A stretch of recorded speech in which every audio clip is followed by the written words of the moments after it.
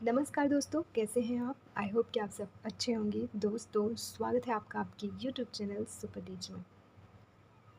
दोस्तों, आज के इस वीडियो में हम डिस्कस करने वाली एक नई वैकेंसी के बारे में।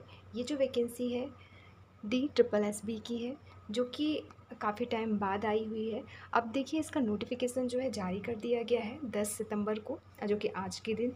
और आवेदन जल्द ही या फिर कहें कि 17 तारीख से जो है आवेदन अप्लाई भी स्टार्ट हो जाएंगे। और जो लास्ट डेट रखी गई है वो है 16 अक्टूबर। तो 17 सितंबर से जो है इसके फॉर्म भरना शुरू हो जाएंगे। तो जो भी अभ्यर्थी इसका इंतज़ार काफ़ी टाइम से कर रहे हैं वो एलिजिबल हो। अभी एज वगैरह देखेंगे, क्वालिफ़िकेशन वगैरह सारी चीज़ें जो है इसमें वो डिस्कस करेंगे। तो अप्लाई ज़रूर करें। देखिए, ये DSSB में जो किन पदों के लिए वैकेंसी निकाली गई है, तो पद हैं असिस्टेंट टीचर प्राइमरी, और अलग अलग जगह के लिए है। जैसे आपका एक न्यू दिल्ली म्यूनसिपल काउंसिल के लिए, और एक जो है आपका डायरेक्टोरेट ऑफ एजुकेशन के लिए। तो अलग अलग पोस्ट हैं। और फिर बाकी चीज़ें भी देखेंगे, जैसे कितने नंबर का आपका एग्ज़ाम होगा, कितने टाइमिंग का, एज लिमिट में छूट है नहीं है, नेगेटिव मार्किंग भी है या नहीं है, वो सारी चीज़ें। चलिए तो फिर देखते हैं एक करके सारी इन्फॉर्मेशन। सबसे पहले डेट की बात करें तो इम्पॉर्टेंट डेट में आपका ओपनिंग डेट, अप्लाई डेट कह सकते हैं। तो स्टार्टिंग डेट है 17 सितंबर 2025 से आवेदन स्टार्ट हो जाएंगे। और क्लोजिंग डेट रखी गई है 16 अक्टूबर 2025। Vacancy DSSB। Total number of post 1180। संवर्गवार पदों की संख्या की बात करें तो आपका जो assistant teacher primary directorate of education के लिए जो है वो है 434, OBC के लिए 278, SC के लिए 153, ST के लिए 65, EWS के लिए 128। टोटल हो गए आपका 1055 पोस्ट। अब assistant teacher primary new Delhi municipal council के लिए आप देख पा रहे होंगे काफ़ी कम सीटें दिख रही है। तो ये एरिया भी छोटा है, इसलिए उस हिसाब से ठीक है सीटें। अनरिजर्व के लिए 68, OBC के लिए 28, SC के लिए 13 और आपका जो SC के लिए 7, EWS के लिए 9।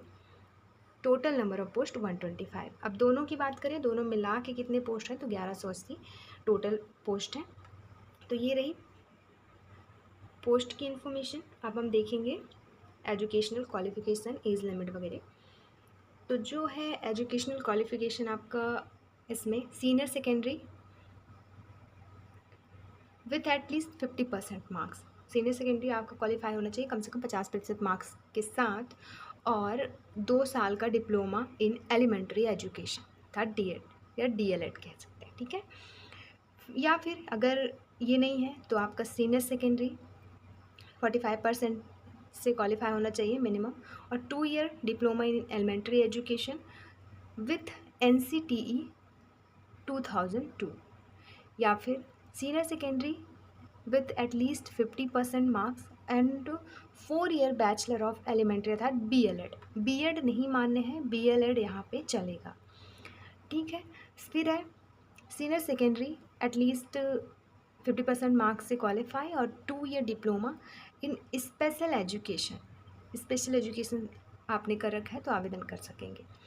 फिर ग्रेजुएशन और 2 ईयर का डिप्लोमा है आपके पास, वही DLED, तो आवेदन कर सकेंगे।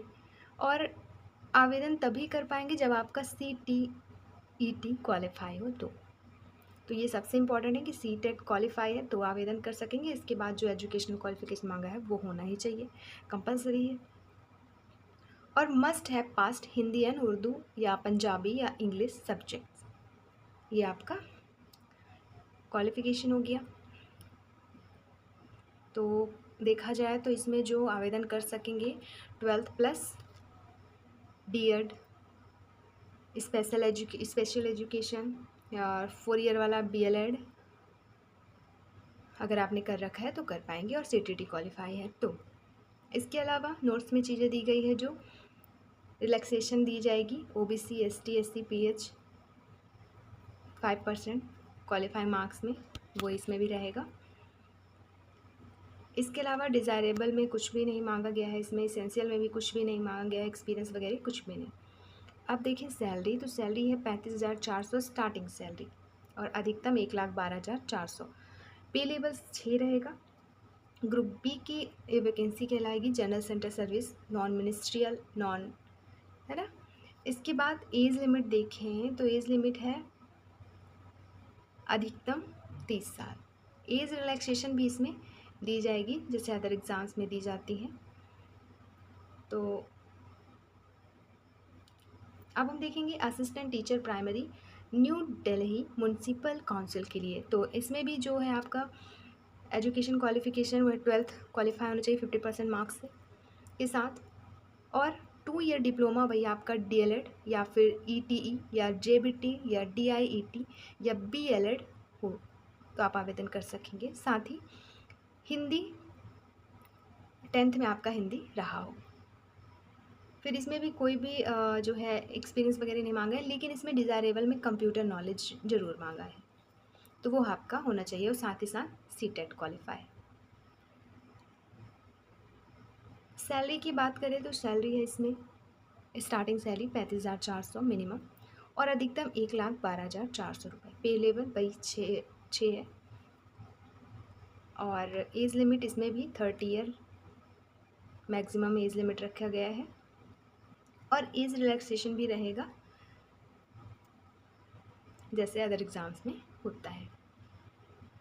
तो ये तो हो गया आपका क्वालिफ़िकेशन, इम्पॉर्टेंट डेट, सैलरी और पोस्ट। अब देखें यहाँ पे जो नंबर ऑफ़ क्वेश्चन टोटल कितने आएंगे, तो आपका टोटल नंबर ऑफ़ क्वेश्चन रहेंगे 200। 2 घंटे का एग्ज़ाम रहेगा।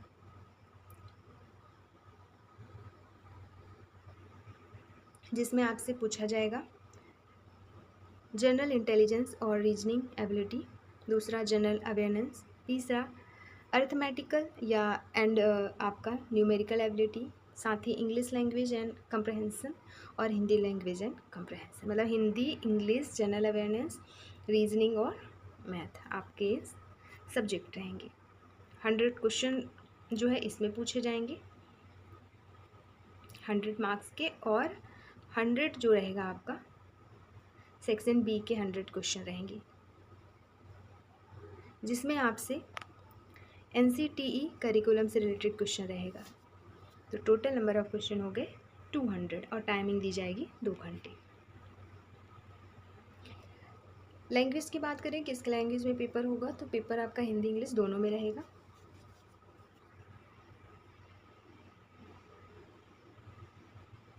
अब यहाँ पे क्वालिफाइंग नंबर दी गई है, मिनिमम क्वालिफाइंग मार्क्स। तो अगर आप जनरल और EWS की अभ्यर्थी हैं तो 40%, OBC के हैं तो 35% और SC ST PH के हैं तो फिजिकल हैंडीकैप तो या फिर PWBD जिसे कहते हैं तो 30%।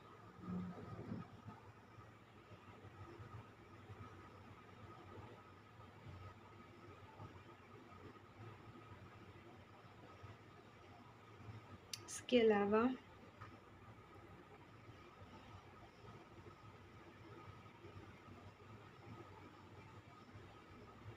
ये रहा आपका कैटेगरी वाइज एज रिलैक्सेशन। जैसे ST SC को 5 ईयर अधिकतम छूट रहेगी एज में, OBC के लिए 3, ऐसे ही बाकियों को दिया गया है।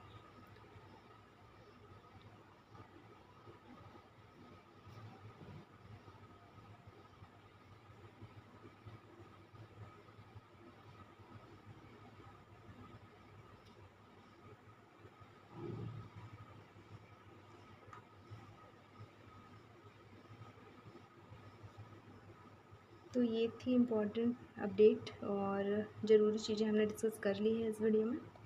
इसके अलावा कोई डाउट हो आप कमेंट में पूछ सकते हैं, जो भी चीज़ें इससे रिलेटेड जाननी हो।